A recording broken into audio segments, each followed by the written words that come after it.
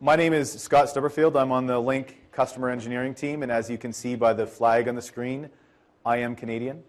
Anyone following the Olympics? Yeah. Yeah, big win today, Canada over Latvia. Yeah. Thank God. Because this guy here would have never let me hear the end of it, especially after the Broncos crack I gave him this morning before our morning session started. I knew you would find a way to work the Broncos into it. I do. So I work on the Lync customer engineering team, been around Microsoft for quite a while. This session is kind of a little brainchild that Nick and I cooked up.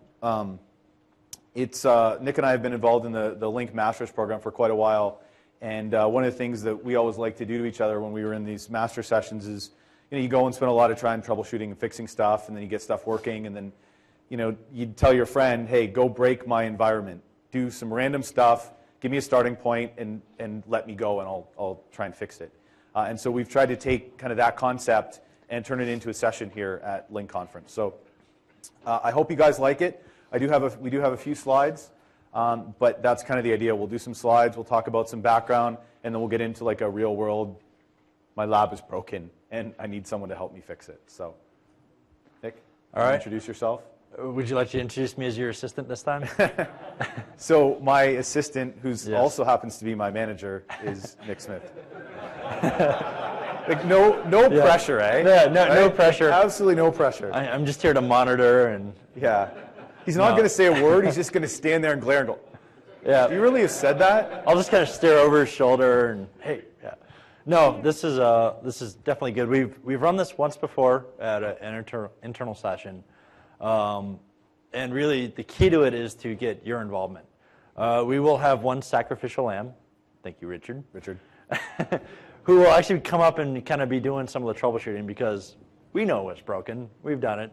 We want someone to kind of go through with your input on ideas of how they'll go through and actually identify what the issue was. Again, this is a troubleshooting session, not necessarily a guessing what is broken session. The idea here is that we'll be going through and showing you the logs and tools so you can actually find out how you find out that it's broken. Cool. All right, so a quick kind of agenda. So number one, applicable troubleshooting tools. There aren't many that I'm going to show you. There's kind of one and then kind of another component that gets used to be able to use that one tool. So it's really not tools, it's more of a tool. But anyways, we'll talk about that. We'll talk about a systematic approach to troubleshooting. So like Nick said, it's not, just let's keep trying a bunch of stuff, right? And at the same time, I assume that, if you guys were properly monitoring a Lync environment, some of the stuff that we run in today, you might have already known about. But what we wanted to do was kind of really think through what the process is from I get a call, user says they can't do something, to how do we actually go about trying to fix it. You guys ever see one of those pictures where it's like an iceberg, right? And you see the top of the iceberg and it doesn't look very bad, and they show the underlying component. So that's kind of what we'll get to today is we have this seems like a pretty simple problem, but as you'll see as we go through it, there are a number of things contributing to that problem. So we'll kind of talk about that systematic approach. And then we'll diagnose and resolve some common problems. And by common problems, I don't mean these are things that are just break randomly in Lync. These are things historically we've seen. These are things that, quite honestly, are kind of easy for me to demo because they're kind of easy breaks. But at the end of the day, it's the tools and the methodology that we're going to try and show you and teach you that I think are important. So, anyone ever used Snooper before? All right, cool.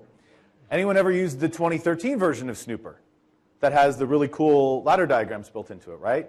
That was a piece of feedback that we had, probably from day one when we released Snooper, where someone said, well, that's really cool, but if I want to draw a ladder diagram of what's going on in this conversation, I have to, get out Excel or get out Word or something and kind of draw it out manually or use another tool.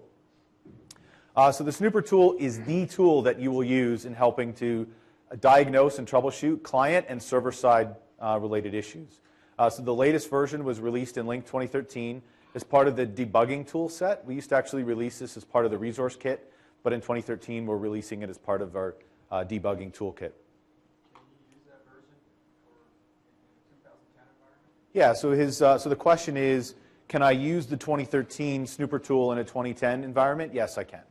So you would have to, if it was a client that had Lync 2010 on it, you'd have to install the Snooper tool set on there. You can actually just copy across the executable as long as you have all the prereqs installed. But yeah, you can use it to read other log files. And what's really important about this Snooper tool, and that you'll see as we go, is it can actually be used to read both server and client-side log files. So we'll talk as we go about how we actually generate the file that the Snooper tool reads. But the important thing to remember is that this is a tool that you would use whether or not you were debugging either a client-side or a server-side related issue. So moving along into the centralized logging service. Does anyone use this on a regular basis? Yeah? Okay, so a few people, not quite so many people. I saw maybe a hand. Yeah, I kind of know what it is, but I'm not quite sure. So I've got a couple slides here that are going to walk through the centralized logging service, what it is, why you would use it, and kind of how you would use it. So this is a new tool that we released in Lync 2013, and it really vastly improves your ability to collect log files across a large Lync deployment.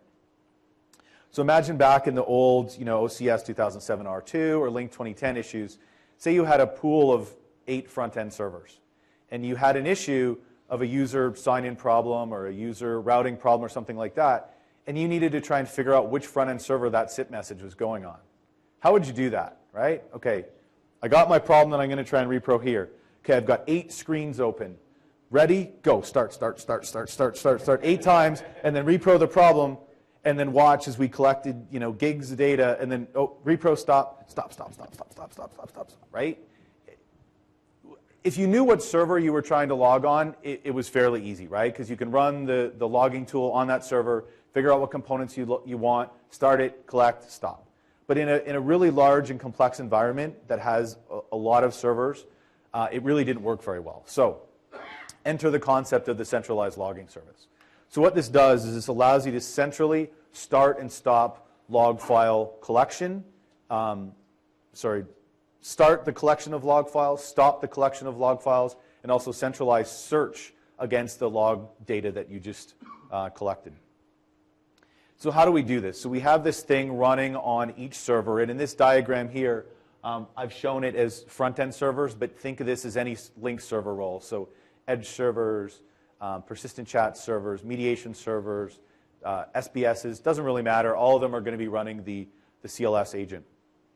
And the CLS agent really just kind of acts as your button presser to start and stop the local log collection. And how we do this centrally is through this thing that we run called the CLS controller. And CLS controller runs out and tells each individual agent, CLS agent, to start, stop, and then it actually goes out and searches against those log files that are created. And we do this with a series of scenarios, okay? And so there are a number of scenarios that are built in out of the box that are listed here, and I'm not going to go through and explain each one of them. They're fairly obvious, I think, when you look at them. What do you think incoming and outgoing call would be logging? I don't know, an incoming and outgoing call, right? Seems pretty straightforward. XMPP, voicemail. And so what these are is these are built-in scenarios that have a series of components that we think for that scenario would be interesting to you, okay? And so they're pre-built. All you have to do is start the scenario, stop the scenario, and then search against the log files. So you don't need to set up anything really complex.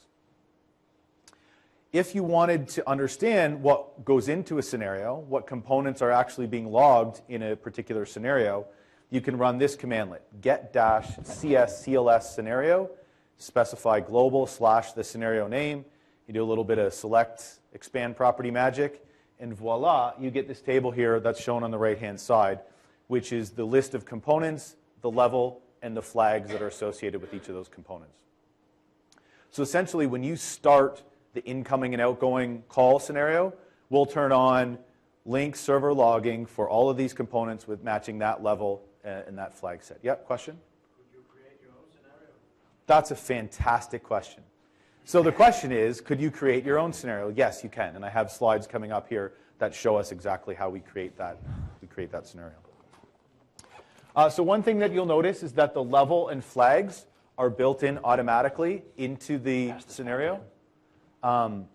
So it's not, you don't start the scenario and then pick a different level or flags. You just say, start this scenario, and it knows the level and flags that you want to capture. So before I get to the custom scenario, there's this other thing that we have called the always-on scenario.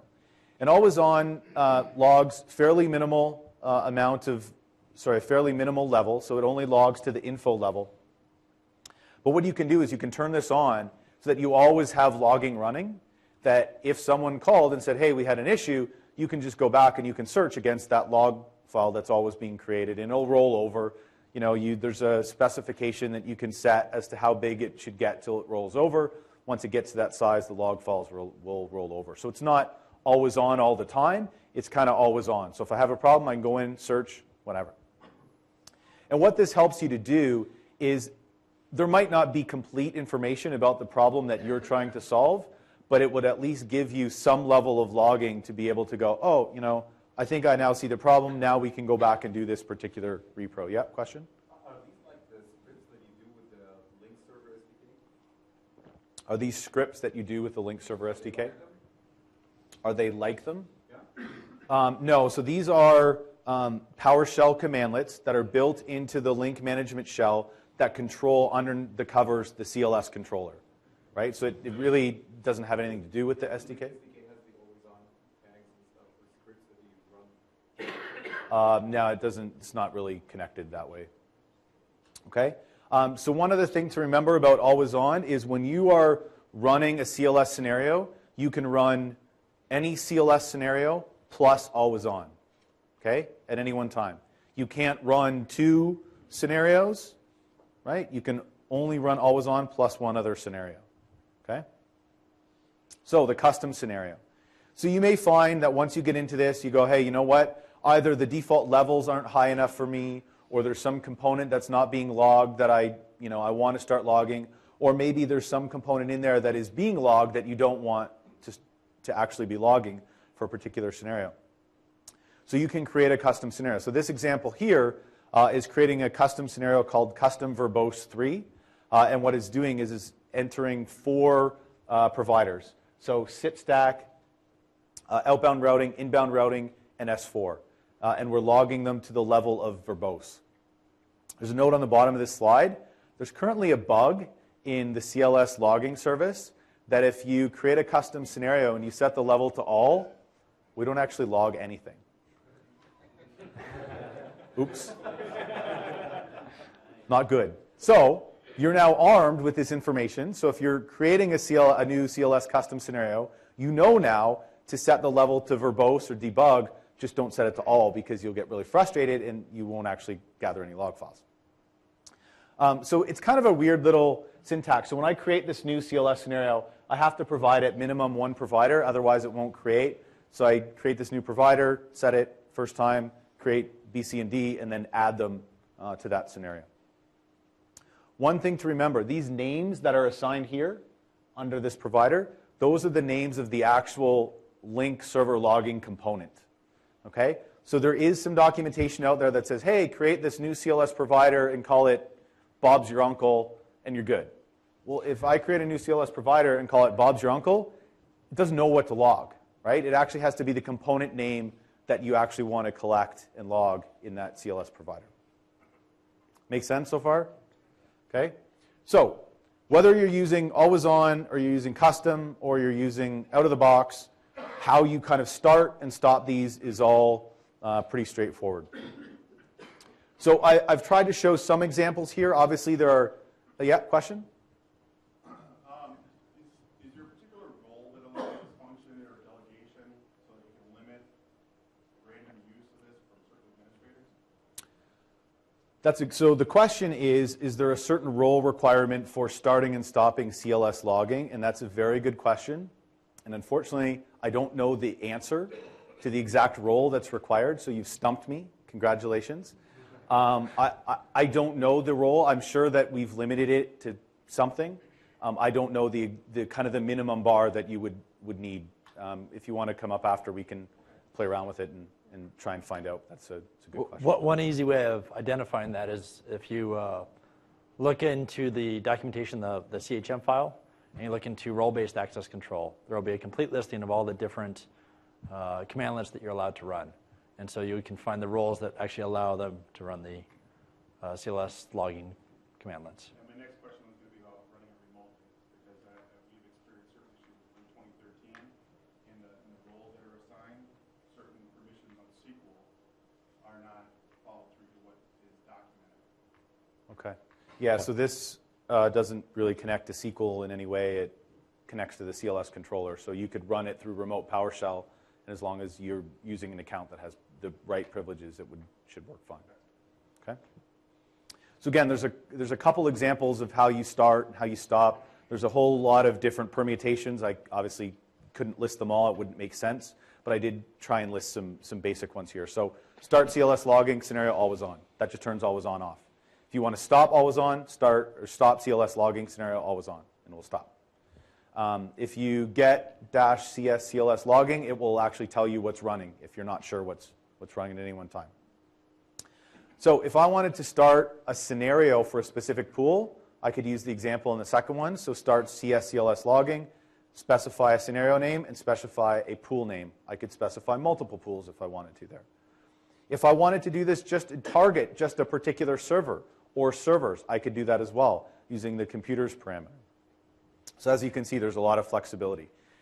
If you don't specify either pools or computers, it will actually start that scenario across all pools and servers in your environment. So it kind of just goes across the board. Then if you want to stop logging, it's just stop-CSCLS logging. When we first released this feature in Lync 2013 RTM, we didn't have these PowerShell commandlets.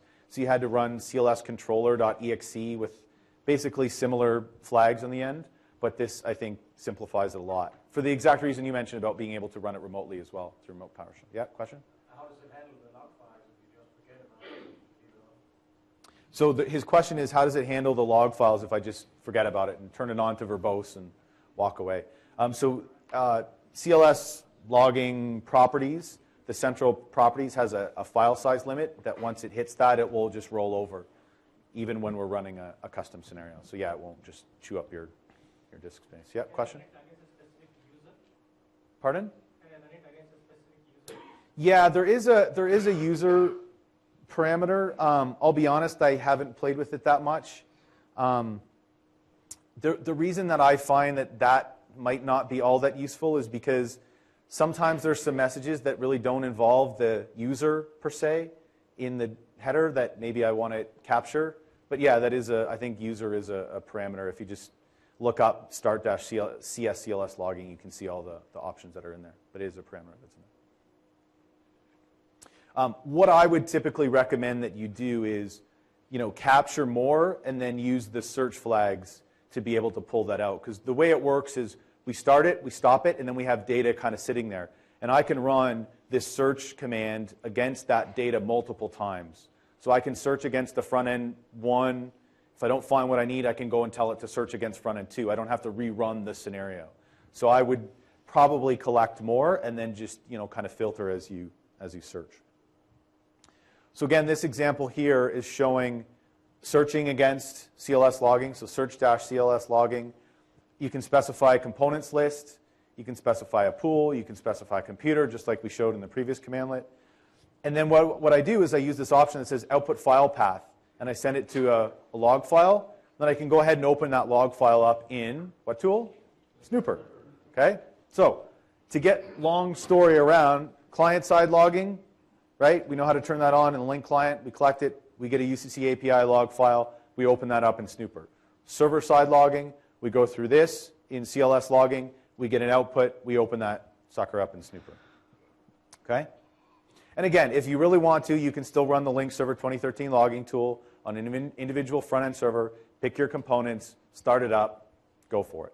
And actually, it might be helpful for you to figure out how to create your custom scenario. So I'm showing you this not because I necessarily want you guys to go into this location and start tinkering around with these files, but I did want to show you where the log files are stored. So when you look at the CLS logging properties, you're going to actually see that it's specified that the log should be stored in %temp %/tracing. Well, if you're logged in as administrator and you go to %temp%, which temp directory are you going to get? Which context? The user context, right? Well, guess what? Lync isn't running in the user context. It's running in the network service context. So when the CLS logger creates log files in %temp%, this is where it stores them. Okay, so if you're looking for them, that's what you'd find. And then the example here shows the content that's in this .hdr, or I guess it stands for header file, or I don't know, something. It's an HDR file. And basically it tells you when you started, when you stopped, the components that you captured, and then some other correlation IDs that they use for some magic stuff, which I don't really know what it is. So I'm not telling you this because you should be going in there. You don't really have to do anything in there. You don't have to use the files in any way. But if you're ever going, hey, you know, where's this 3 gigs worth of data that I captured? That's where it is. Okay? So there are some additional resources out there. I've given you the TechNet URL. I've given you a blog post to the mylinklab.com. Wouldn't it be funny if that was actually someone's blog who's sitting in the room? Is it? No, it's not Richard's. That would be kind of cool, wouldn't it? Someone can just take credit for it. Yes. And then so there's another blog post from my coworker, Jens Trier Rasmussen, from 2012, so it was a while ago. You'll actually see if you go and look at that one that it's still using the kind of the old CLS controller.exe syntax, but he's got some other cool points in there, which is why I put it up there, and we always like to promote Jens's blog. Check my blog. That's what Jens would say. All right. So enough of me talking, because I got these people that are going to come up and help me, and he's been standing there doing nothing. So what we're going to do is, am I doing okay, boss? Yeah. All right, Yeah. good. We're good on time? And no Canadianisms yet. No Canadianism? Yeah. No, yeah. Yeah. Process. Process? God, I get nailed for this stuff all the time. Apparently I say A lot. A? And I try not to. Really, I do. But I do it sometimes more at night. Okay. So, support incident. We've got a user, right? And I realize that there's a lot more detail in a Lync environment that I'm really not giving you on this slide, and it looks pretty simplistic. I have a cloud. I have a user that's connected in the cloud. They're connected to Lync, and there's a PBX phone hanging off Lync somehow. We don't need to worry about the details. As we troubleshoot, if details are required, I can provide them. But basically, we have this user. They're working from home. They typically would dial 1002, and they would reach that PBX user, and that's not working today. That's kind of the extent of what we know. So what we want to do is do some investigations using relevant log files, systematic approach, isolate and fix these problems one at a time. So my idea was that I was going to poll the audience and ask for volunteers. And we did that in our internal training session, and the volunteer that we got had some issues with being able to see the screen and using a mouse, and so anyways. Would you like to rephrase? Yeah. For this time around, I asked some people that I knew that were going to be around, and I've got kind of a voluntold person here, Richard, who's actually going to come up and work with us on this. So Richard, if you don't mind, come on up. And I think poor Richard probably didn't get much sleep last night. Right. You take that off, because otherwise it'll bang around. Just clip that on your shirt. So I think Richard thought that I was going to really mess with him and do some really mean stuff, and I would never do that. We've never done that to Richard Never before. done that to Richard. No. Okay, so let me set the stage. So hopefully you guys can see that. If we have Zoom it, so if we needed to zoom in on something, we can do that. So player number 4 is signed in on client number 4, and client number 4 is on the internet. Okay, it's all in my own home lab, so let's not get too worried about the fact that it's not really on the internet. But this user's on the internet, and they're the user that can't dial 1002. So Can't dial 1002. go. So is that on? Can you guys hear when Richard talks? Yeah. Maybe just move it up a little bit. Yeah, there we go. Richard All right, will also be open to suggestions if you guys have some suggestions on tools that he should try. So what would be the first thing as a systematic approach to trying to solve this? Not just like, okay, let me on the servers and I'll figure it out. I want to look at the client. I want to turn on the client logs, make sure logging's turned on the Okay. That's the first place I'm going to go, just Okay. to make sure it's there. Can you guys hear him okay? No. Can you turn it up?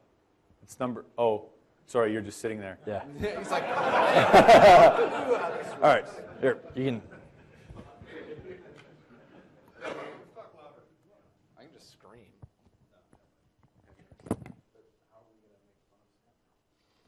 I can scream. His question was, how are we going to make fun of Scott? It's probably better off if that's not recorded. That's not her. Yeah. Is it better? Hear me now? All right. Sweet. Okay, cool. All right, so I just want to make sure that logging's turned on. I see that logging is turned on to full, which is fantastic. The next thing I'm going to do is I'm actually going to exit out of the Lync client completely so I get a nice fresh log. So when I log in and see what's going on. So the directory that the log files are in is open there for you because I didn't want you to have to navigate to that directory. I see that. And there was a 9 meg log file there already, and I don't want to look at 9 megs of junk. Okay. You think it's junk. It's actually the solution. It could be gold. Yeah, exactly. It could just be a notepad file that says, "Ha, there's really nothing broken." All right, so this is good. So we're going to try and isolate, right? So Richard's got a pardon? Yeah, I know. You didn't see that, right? Nope. This is what happens when you have labs at home that are never connected to the internet. Your activation doesn't work. Okay, so the approach Richard took is, hey, there's a 9 meg log file there. There's probably a lot of stuff in it that really maybe isn't that relevant to me. I've got a problem. I'm going to try and troubleshoot and take this problem forward. So what would you do now? You go ahead and open up the... I would, hopefully the client would log in. Okay. Let's just say that's not going to happen. Yeah, I'm assuming that's not going to happen at this point in time. It could be all sorts of issues. So I'm gonna go ahead and make sure set to automatic config. It is. Okay.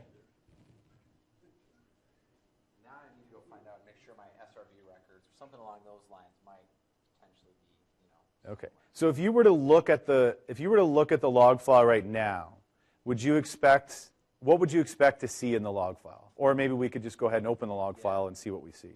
potentially not a lot, but maybe we'll have fun. Is that the Yeah, right version of Snooper? yes, it Snooper is. old. Oh, no. The version that it was associated with was the right one. That's okay. So we're going to go ahead and open up the log file. So in Snooper, there's 2 panes, right? There's messages pane, and then there's trace pane. Do we see anything in the messages pane?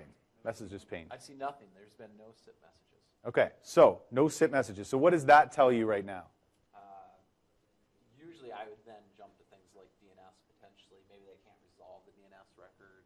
Okay.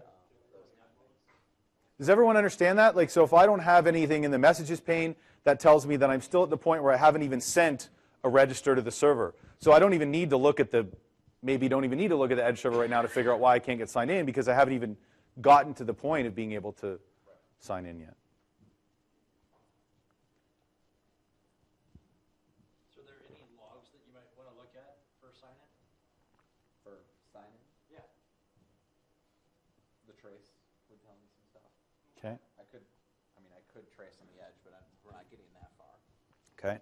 So have we done anything in the client lately that would help you maybe not even have to look in the trace pane?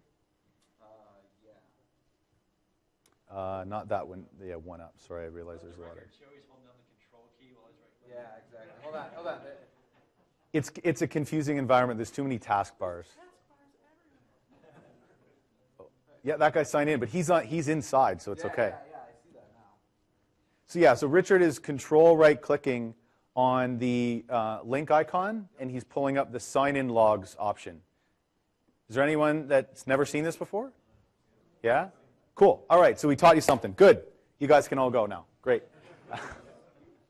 So what this sign-in logs option is this is actually something that we added to the client to kind of help be able to diagnose these types of sign-in problems without actually having to go in and open up a trace file. So probably just highlight Control A in there and then paste it into, paste it in Notepad. Real quick. Yeah, On the sign-in, yeah. is that on all the 2013 or specific Change the font. you So his question was the sign-in logs option that we just showed, is that a particular CU level that's required to get that? And yes, it is. Now your next question is going to be, okay, what CU level is that? I don't remember. 4, 3? I think it's... Sometime before the latest CU. Yeah. Upgrade to the latest CU. I believe CU3 or CU4. It's one of those two. I know it's not 1 or 2. And I know it wasn't at RTM. Okay, so what is really cool about this is now showing us the process that my client is going through, basically the bootstrap process that it's going through to try and get signed in. So what is the server that it tried to connect to right away? Sorry? No, what was this line right here? SIPL15.p52. Where do you think it got that from? Endpoint configuration cache, exactly. So that's the first thing that my client tried when it tried to sign in, is to get to that particular server. And then once it failed that, then it started to go to these other endpoints. So having seen that, what would that tell you to go and try and look at next now? Pardon? DNS lookup for that name, right? Okay.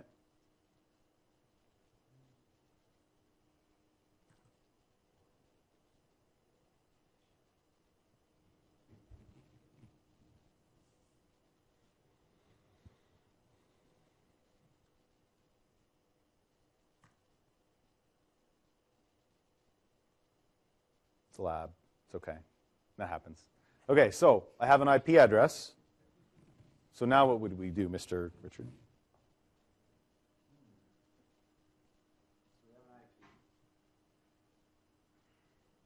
And what port did we try and connect on?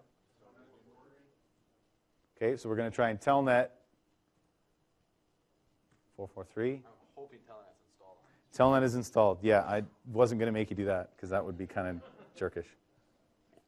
443 is currently closed. 443 is currently closed. Okay. Would I connect to 5061? You can try. We could try. Shouldn't be, because that should be the Federation port. Yeah. Okay, so P52L15 Edge is your Edge server. This one right here? Yeah.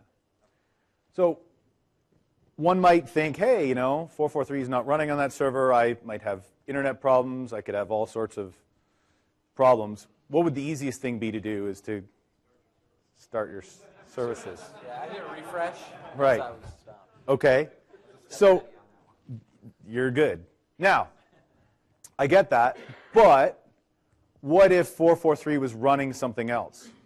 How would we actually be able to go and validate whether or not 443 was actually running on that box? On this box, I might do like a Netstat. ANO. Yep. And filter it. Yeah. I'm old school. I just like to look at a huge list. Yeah. Is it find str? Yeah, no dash. Oh, sorry, PowerShell. Okay. So now we can see that 443 is running. It's listening. Yep. Because you started the service. Right, because I started the service. Right. Okay. Didn't mean to jump ahead on that one. That's okay. And so again, I realize that it's a fairly simplistic problem of, hey, the Edge server wasn't running, but imagine a real-world environment where you actually had a client in the internet, you had a firewall, there was all sorts of things. And given the environment that we have and the lab environment that I have, I don't have some of those complexities to show you, so I had to kind of get pretty basic and just stop the service, right? So, let's say we had come here and we validated that the services were running. Then we would obviously want to go out and start to do some more tracing between my client and the Edge server to see if someone had closed a port on a firewall or something like that. Okay, cool. So now can we sign in? Client 04, yeah.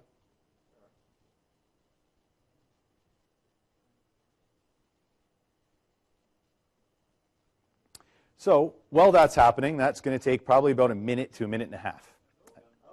Oh, it signed right in. Cool. All right.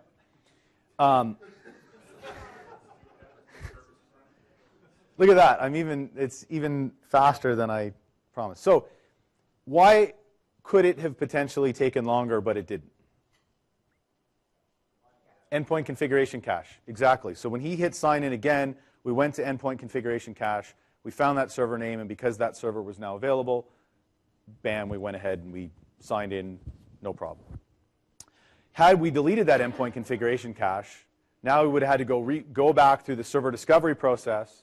And in my lab environment, I don't actually have the auto-discover records populated. So I don't know if you guys have ever seen this, but when the client goes and tries to connect, it's going to go through the bootstrap process again. It's looking for the auto-discover record. It times out, waits 30 seconds, goes and tries the next one. Okay? So while we're there, one of the things we wanted to kind of just touch on, which really doesn't have much to do with troubleshooting, but is more about what you're seeing in the log file upon successful login now. Okay? So does red always mean bad? No? Okay, and this is one of the things that we kind of wanted to show in this step. And I realized that the actual break was fairly simplistic, but we really wanted to kind of try and pull out some things that you would see during a normal client sign-in process, so you would know what to see. So what's going on there when we sign in, Richard? So what's happening is we're doing the back and forth of the authentication. So when we have this initial outbound registrar, I'm getting an unauthorized coming back because I didn't pass any credentials or anything else. I'm trying to discover, system, what do you support? Do you support NTLM? Do you support Kerberos? What is that? So can you tell me, based on the response, what authentication mechanisms my server supports? Yep, absolutely. So on the 401 unauthorized, I can see it. I have right here TLS DSK, which is certificate, and then I have NTLM as well. Can you control? There we go. And then if you click, you can highlight. There we go. Right, so what that's telling us is, like Richard said, the first time I go to register, it comes back and says, hey, you haven't provided any authorization for this registration. You need to provide me some sort of authorization, NTLM, TLS, DSK. Right? Congratulations, you're all now Lync masters. And then what are the next command or messages going on after that? Yeah, so then we're going to start, now that I know what type, I'm going to go ahead and pass more information. And again, we're going to get another back, because we need to pass, it's like a salted value, I forget the exact term, but we're not just going to pass creds, clear text, or something crazy like that over the internet. So we're going to ask for an authentication key so we can know how to encrypt that information correctly. So it's kind of like a back and forth dance of getting able to sign in. So what is the final message there that tells me that I've signed in successfully? The 200 OK. 200 OK. Can you control one that? Zoom it and then scroll over. Okay, so so in that sequence of registration, you're going to see the client signing in. We pass the authentication mechanisms back and forth, and eventually we get this 200 OK. Is there anything that's interesting here? I mean, there's a lot of stuff here, and I realize that if you haven't spent time looking in snooper log files, that maybe this kind of looks a little bit overwhelming. So I kind of wanted to point out if there were some interesting items in here. Do you see anything interesting in here? Sorry? So, I was going to say, I know your internal server name, your internal IP address. I guess your UV2.local. okay. A lot of it stuff like your internal network. Yeah, so we've got some record routes in there. So that tells me the servers that were involved in that connection process. I've got a from and a to tag, so I know the user that was actually trying to sign in. Sorry, we had someone back there? Yeah, exactly. So there's a call ID there. So if I wanted to look at that particular call leg, I could copy that call leg out or that call ID, and I could trace that call ID. I heard IP address, so I can see the IP address up there. Richard, can you just go up a little bit? Does anyone know that time? What time is that? What time zone is that time stored in? Pardon? GMT. No, because this is actually a client captured log file.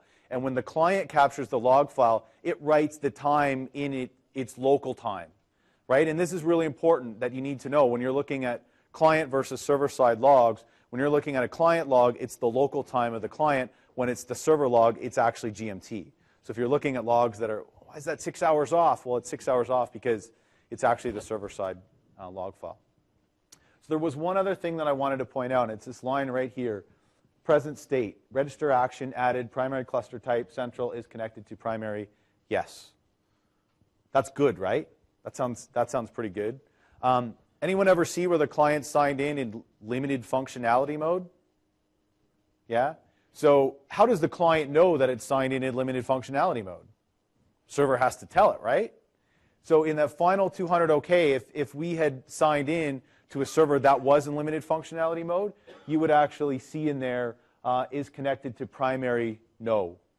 And that would then trigger the client to go, hey, is connected to primary no. That means I'm in limited functionality mode because I'm only connected to my backup registrar. Is there anything else in there, Nick, that you thought should cover? No. I stole all your thunder. I don't have a microphone, so no. All right. Okay, so I don't want to kill this one too much because we do have some other items, but what are all those subscribes in service messages? Pardon? Looking up contacts, right? Because does the Lync client remember the contact list when I sign out? Nope. That contact list is stored in memory, and when I sign out, that contact list is gone. So when I sign back in, I need to tell the server, hey, I'm signed in. Please send me my contact list. What other stuff do I need to know about? Voice policy? Does my client need to know about the voice policy? Is that in the voice policy? It's in the dial plan, yeah. I realize I'm being particular, but I am. Yeah, but dial plan, yeah. So dial plan, so the normalization rules come down so that the client gets that list of normalization rules. Might be important at some point. I don't know. Just saying. All right, cool. So does that kind of help everyone paint a picture? Because couple things to take away. Number one, red doesn't always mean bad, right? Sometimes, so the reason we code those red SIP messages, anything that's a 400 or 500, we code in Snooper as red. Any messages that are looped together when he's on a call ID that's paired up together, those will all be highlighted in yellow. And then if we wanted to, we could use the Snooper ladder diagram to see that sign-in process. Okay, so we want to dial 1,000. So now we're signed in, right? Good. So now we want to go ahead and dial 1,000 and. Oh. Uh-oh. Was that the number? Was it 1,002? Yeah, it was. Yeah, okay, I just want to make sure. Okay. It was 1,002, but he needs to be reached at 1-425-555-1002. So. That looks incorrect.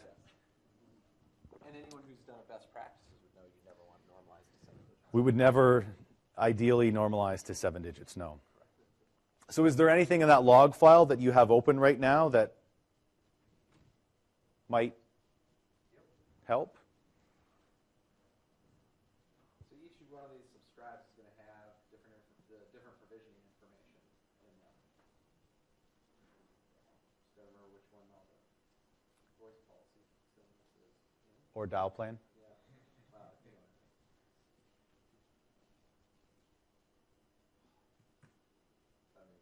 Couldn't remember if it was actually. What is it actually called? Location. Is it location? Location profile. Yeah, that's right. That was the one piece I could add. That's the one you said that? Thank you. And that's documented where? Pardon? His head. So I guess the history lesson on that is actually in OCS 2007 R2, we actually called them location profiles. And they were a location profile, and they had a group of normalization rules. And then when we came out in Lync 2010, I think, we changed the name and called it dial plans. But as you see, a lot of times we kind of mask certain things that you see like in the interface, but other stuff like this that kind of goes on under the covers, we don't necessarily change the names on.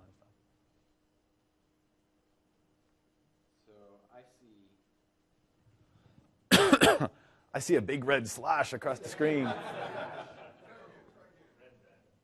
Here is the dial plan information. Here's my translation rule. So I see one rule, 1 followed by 3 digits, normalizing to the incorrect item. And then some really bad administrator had the same rule, followed by Oh, some really bad administrator, eh? A? I'm already at the computer. You can't make it worse. So. Nice. I was gonna say. So is this this processing of the numbers that's going on, is this happening on the client right now, or is this happening on the server? This is client side. This is client side. Okay. So so having a server side log at this point wouldn't really do us any good. Okay. Cool. So what do we think? How do we think we'd go about fixing this? I'd go to the control panel and see what the actual dial plan is Okay. for this user. That should be open on EE01. Pardon? It's named LincDP. Yes, it is. Evil administrator. That's awfully kind of you. So another thing that you could do to test what a normalization for that user would be is that you can use the test cases within the voice configuration where you can say, this user trying to dial this number, what does it normalize to? So you could also see it from a administrative perspective if you didn't necessarily have the client log right in front of you, or you didn't want to go digging through the logs looking for the location profile. There are other ways of being able to test this to find out what's being assigned to them. So I can see it's wrong. Okay. So yeah, you can go ahead and I have fix it. permission to remove it. You do. Did I put in the necessary change control for that? Exactly. So and again, so pardon? I realized that maybe the problem isn't that complex, and the fix isn't necessarily that complex. But when we first looked at it, we went, oh, hey, I can't dial this.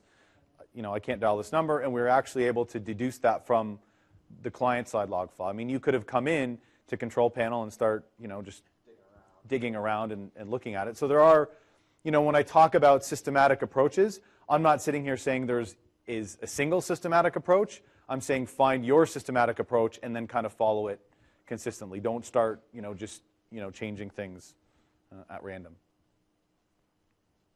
So, so you made that change. I did make that change. Okay. So where does that change get populated into? Into the central management store. Okay. And Still hear him? Okay. and so that change that's populated in the central management store, how does that then get back to the client? Client will either have to wait a long time. Okay. Or inbound provisioning to refresh or log out and log back in to pull down a fresh set of information. Okay. And before that happens, where does it actually have to get to out of central management store to be able to get sent down to the client? To the local replica. Okay.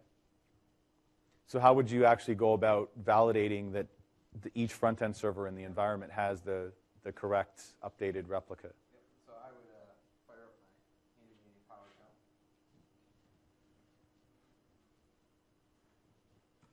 So he's done get CS management store replication status pipe FT or formatted table, so you can see it quite neatly.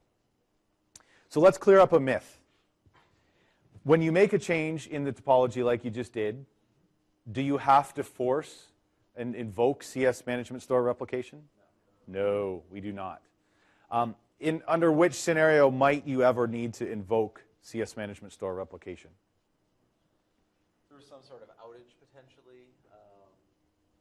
Maybe if you did a pool pair and you failed over your pool, you might have to kick it in the butt.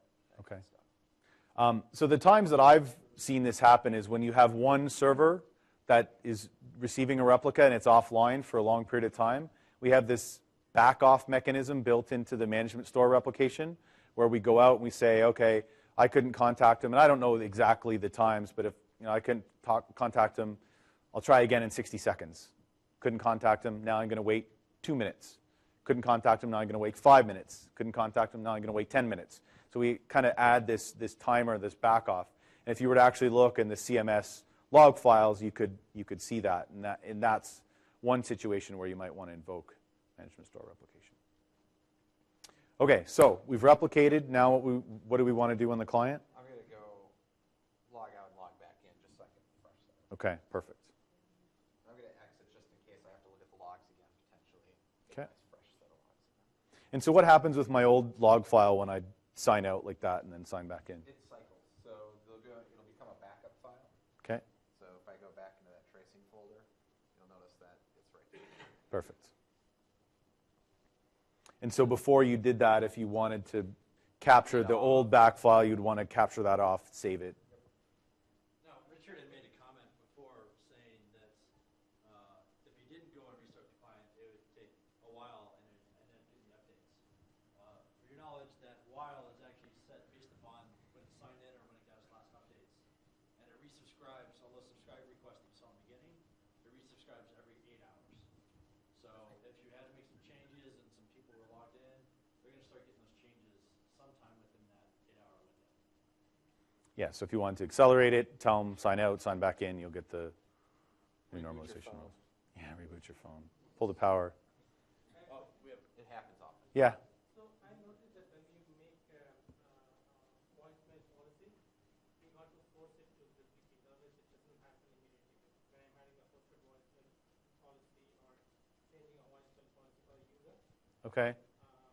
using power to command to sometimes it doesn't show up immediately. It doesn't show up where, sorry? Like, for example, I'm setting up communication messaging for a user, right? Okay. And then I'm using to a script or using for the posted voicemail policy, right? Sometimes it doesn't show up immediately. Then I have to force it, invoke CF application, then wait for some time, and then it shows up. Sorry. No, go I ahead. think I understand this. Okay. I think what you're saying is that sometimes you go through and you make changes, such as I enable a user and then I want to go enable them for unified messaging. And sometimes when you really batch those changes very quick together in a script, when it goes to hit Active Directory to find out what the user's configuration is, it hasn't replicated to that Active Directory yet. And so the delay that you're talking about is kind of waiting for all the changes that you're making within Active Directory to completely replicate. So I've encountered that many times before in some scripting, and so what I do is I just try to. I tried to give him the mic thinking maybe it was just quiet before, but it's not even on. Yeah. So I try to batch them so that I can enable everyone, and then give that a couple minutes, and then go back and do the stuff. But hold on one sec. So for the recording purposes, the question was, I'm doing something to enable the user, or I'm enabling them, then try and enable them after, but I can't because they are actually showing as not enabled. And Nick, even you probably couldn't hear him. His response was, there's a time because when I enable them, that gets replicated in AD, but I might actually be hitting another server that hasn't got that updated AD. So build in some time there if you're making multiple changes, and that's good.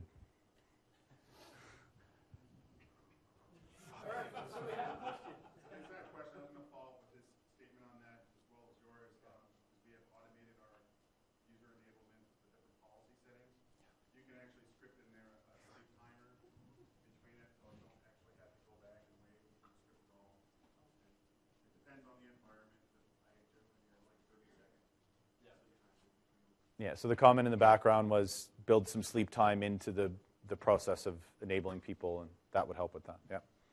All right. So we're back. We're in business. You've signed out of the client. The whole lab got disconnected and then signed back in, so we're all good.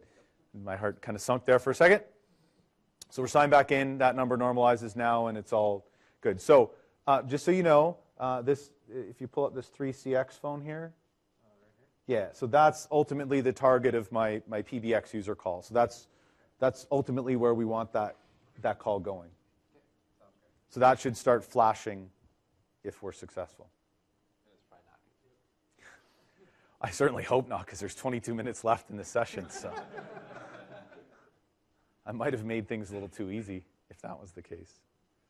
Okay, so we've dialed, we're connecting, but that doesn't quite look right because my 3CX phone isn't ringing.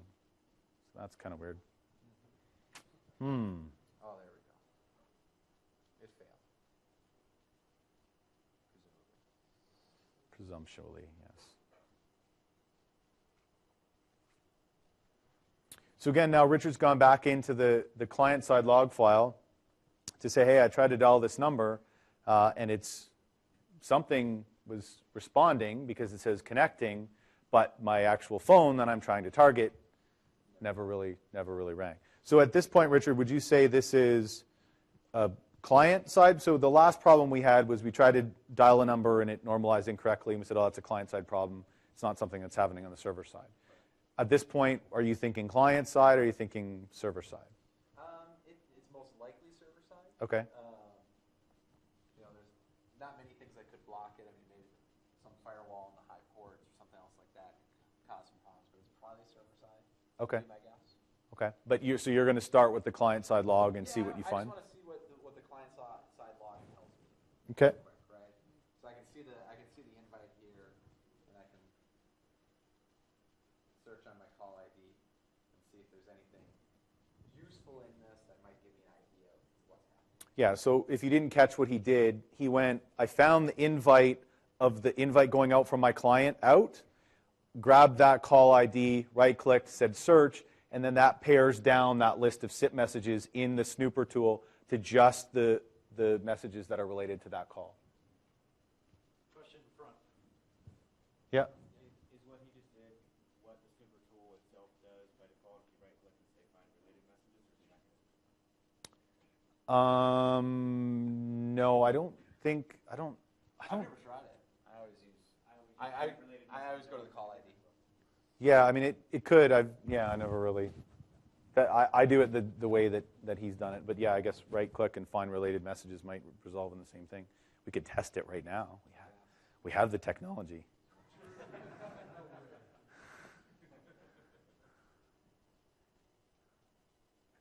And yeah, it seems to find, see? Now you taught me something. Now I can go. Perfect, yeah. All right, so we found those related messages, and now we would start to loop through those. Yep. Is that normal that I would send an invite and then I would get some sort of feedback back from that invite as to what's going on? Yeah. Okay. I would hope so. I'd hope I'd see something coming back. Okay. So what is that first one, that 100 trying? So this is just the trying message, presumably from the edge server. And it's coming back. So can you control one that? Oops.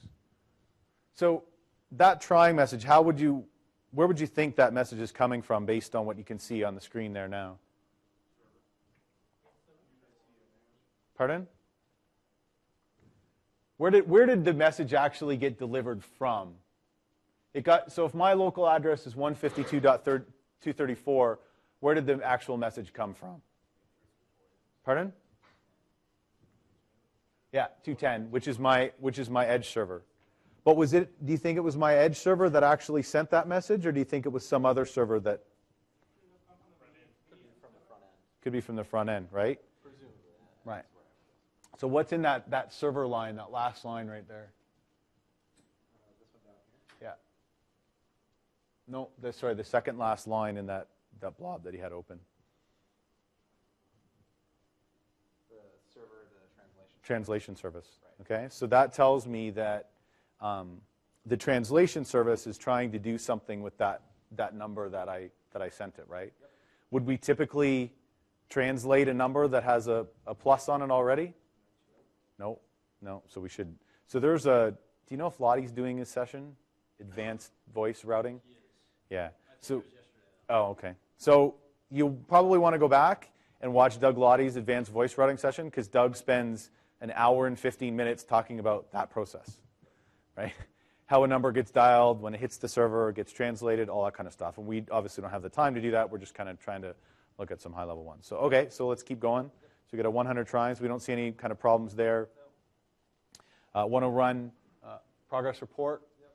So I see that it's attempting to route the call to the primary pool. So it's attempting to route call to primary pool, but I'm dialing a PSTN number. Right. Would a PSTN number have a primary pool? It certainly should. It shouldn't. Okay. So what is that maybe? There could be another user maybe in the Lync environment that has that phone number. Okay. Right. So it's as the call's coming in and it's doing RNL, reverse number lookup. It may have picked up something from another user, unassigned phone number range, call park, all sorts of weird stuff. An application. Yeah, it could be an application server, it could be a trusted app server, something else in the environment. Okay. So is there enough on that screen yet to tell me? Maybe, probably not, right? I don't see anything that tells me definitive Okay, what about the next one?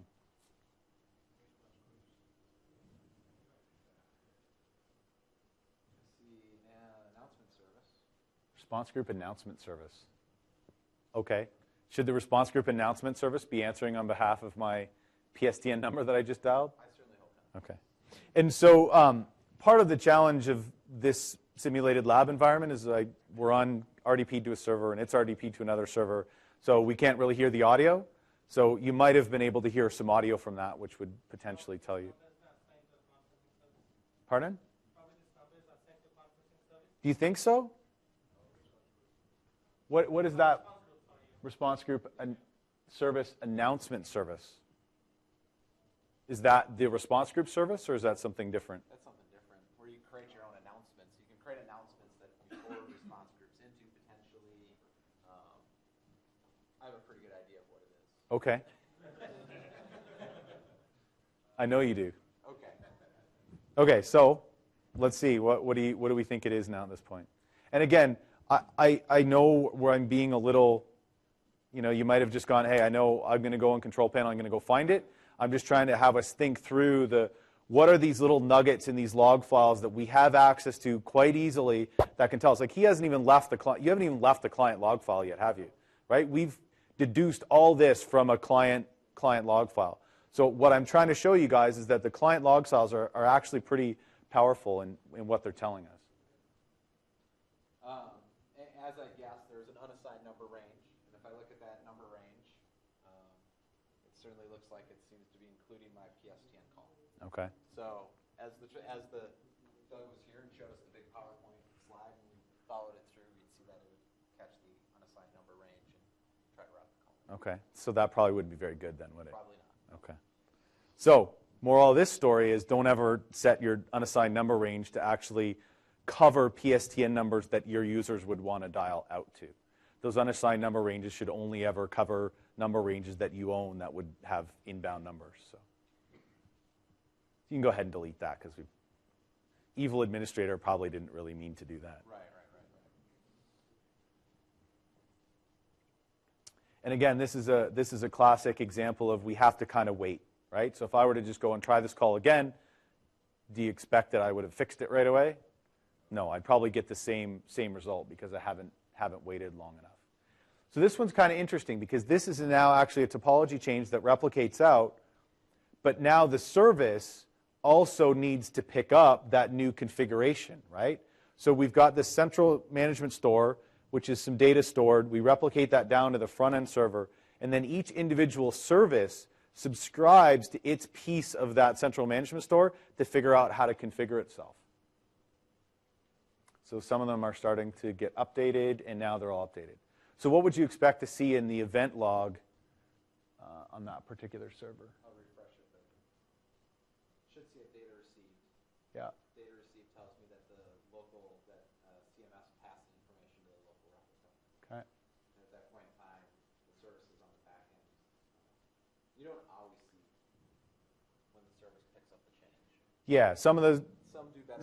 some services are written a little cleaner, and it actually shows you that they've picked up the changes, and some of them don't. So you just need to kind of. That would be on. Well, they would all eventually pick up that change.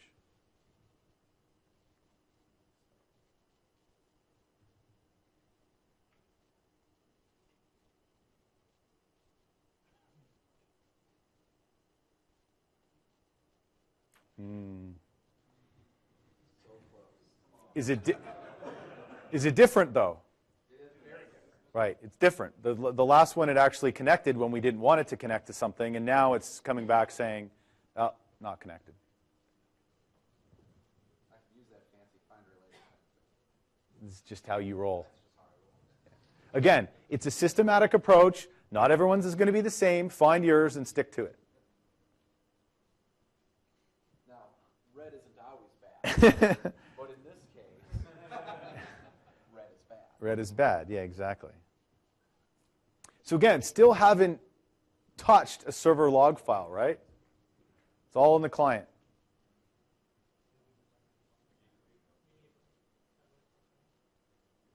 So I see the gateway didn't So what do you think the problem here? So I heard it's mediation server's not running. Who thinks it's a mediation server not running problem?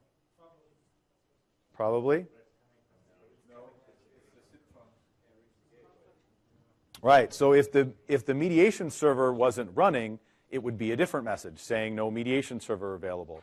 Right. So this is actually the mediation server sending a message back saying I'm running and the gateway that I'm trying to connect to is actually not available. So again, is this something that you think the client's messing up, or is this maybe a server-side problem? Okay. Check your ports. I could picture you again saying that. Reboot the PBX. Okay, so we got some suggestions. Check our ports, reboot our PBX. How would we actually figure out where that call is being routed to? Pardon?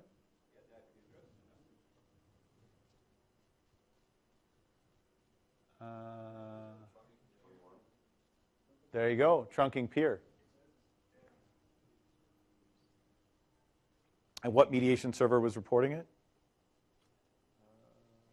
Assuming this is it right here. Yeah.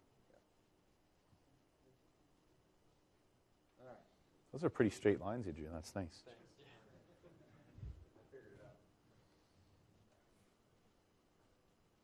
So where would you want to go now? I'd like to go to the server that has the mediation service. Okay. Pretty sure it's this guy right here.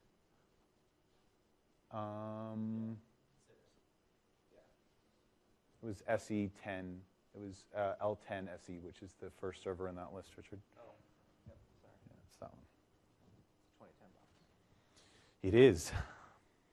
We're in coexistence mode. Oh.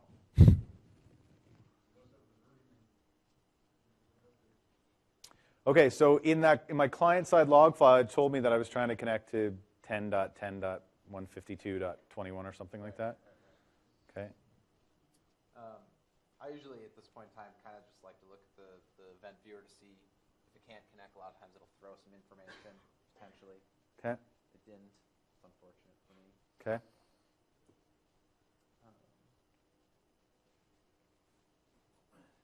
So let's see if we can actually get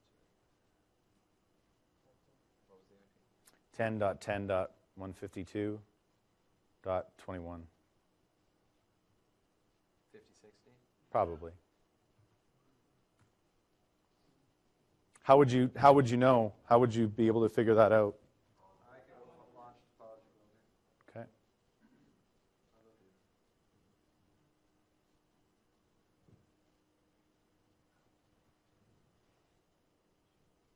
So while he's doing that, I'll give you a little background on our PSTN environment. We have a single PBX, and it has a PSTN gateway attached to it. And I don't remember the IP of it because I'm evil administrator.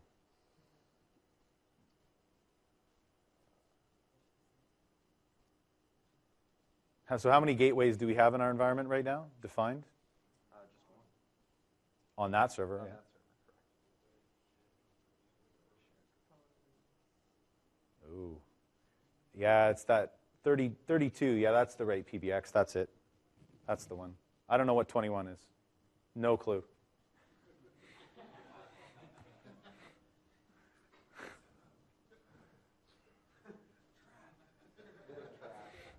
So is 32 the one that's supposed to be used? Yeah. I don't know. Yeah, that's how I configured it. I don't know what's going on. Is 32 being used anywhere, Richard? It is on P1. Looks like it's a 2013 server. Yeah. We did a migration last night, and we did some stuff.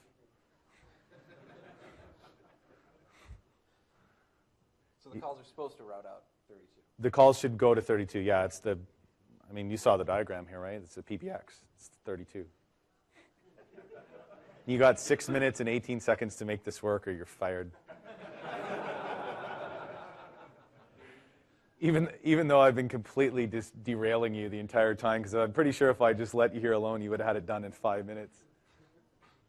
I'm going to go ahead and move No, no, we want it on 2013. Not allowed? Okay. So how would we actually go and look to see which route was being used?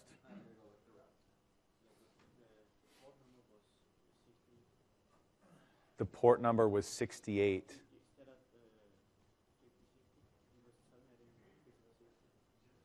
Yeah, 21 doesn't even exist.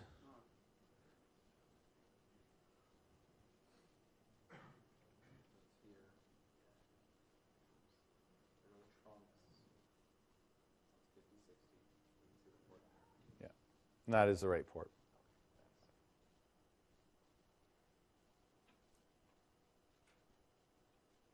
So we're trying to route it to 21. That doesn't. Oh, evil administrator.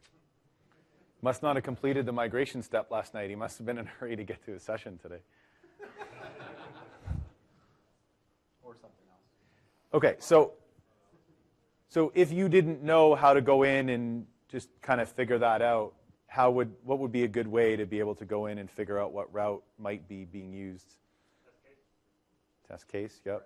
So I could have done this even.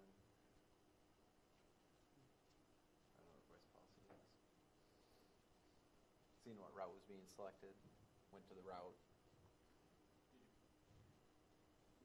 How would you? Yeah. Yeah, so if you populated from user, what would that actually do? That would go out and figure out who the user was, what dial plan they have, what voice policy they had. Player 3, player 4, put a 4 in there. There you go. So that would have told me that it was going out that route 425, which you identified was using the wrong gateway. I looked at the pattern match as it came up, figured that was another route that would have matched. Yep. And so if you were to actually have tried to gather a log file, and we can't because we only have 4 minutes left, what log file would you think would be, or what component, if you were going to do a trace on this, what component do you think would be interesting? I would do the incoming, outgoing call scenario. Using CLS. Yep. Perfect. CLS. Yep. Go ahead and make those changes. Okay. So he's gone ahead and committed the changes. And they still haven't replicated. So it'll take 30 seconds before those changes replicate out. So it's one really important thing to remember when you have a problem like this and you're making a change, you need to make sure that that change gets into the central management store and then gets replicated out. Yep. If the misconfiguration was in the trunk configuration as opposed to the route, where would you find that? So his question is, if the misconfiguration was in the trunk configuration as opposed to the route configuration, where would I go? So are you talking about the actual trunks as defined in Topology Builder or the trunk configuration that's specified in Control Panel? In the Control Panel.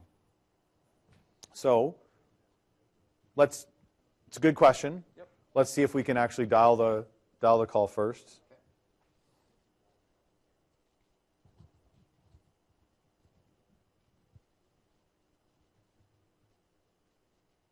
So we're getting there now, right? We now know there's nothing in the way. We now know that it's hitting the right gateway, and the phone should be ringing.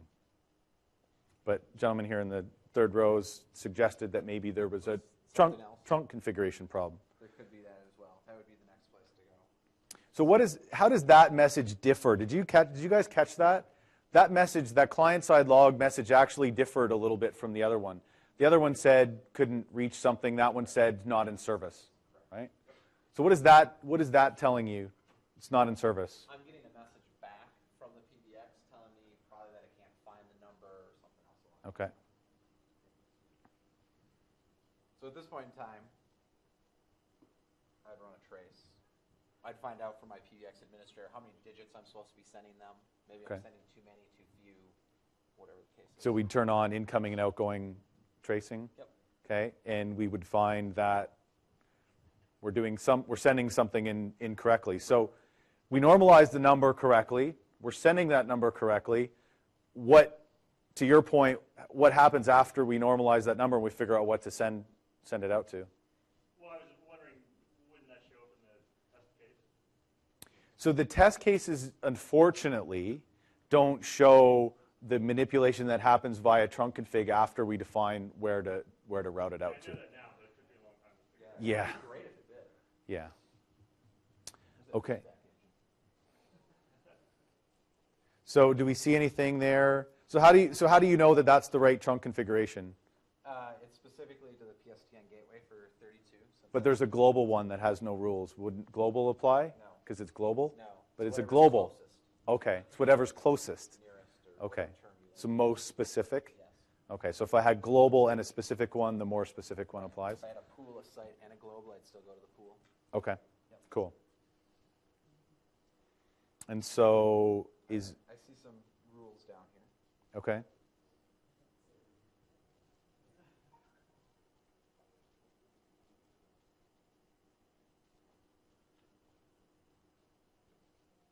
So it looks like I'm sending 4 digits for the called number. Oh, I'm sending 4 digits. But we need to send all the digits. You need all the digits Yeah. with a plus. No, without a plus. So maybe we could just delete that rule. Because we're 14 seconds over. Oh.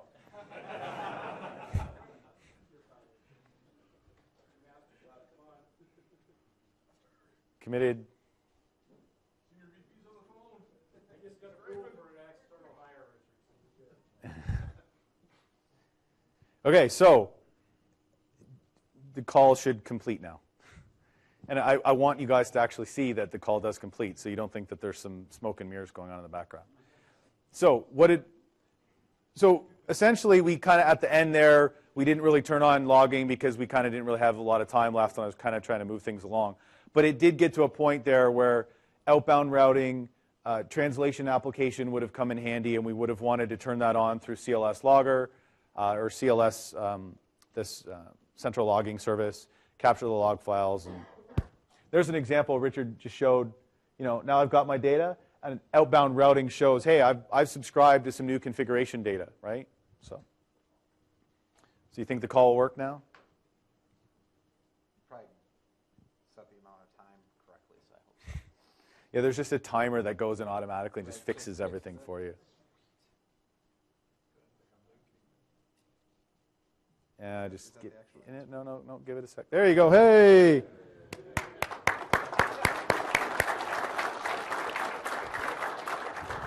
Thanks, sir. All right, so we're out of time. We're actually 2 minutes over, so I appreciate everyone coming. Hope you guys learned something. I hope it's helpful. Guys, please fill out your evals.